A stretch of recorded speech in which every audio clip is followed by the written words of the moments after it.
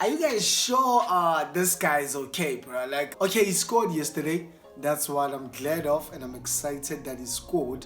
But okay, he got into an injury, but the coach said it's nothing that serious. It's okay, that's good. But mentally, I feel like he's not there, bro. Like, I feel like the fans are pressurizing him to score more, and obviously it's Mbappe. We've been waiting for the move to Real Madrid, so there's more expectation, and I feel like that went to his head. And there's girls available also claiming certain words I cannot say here.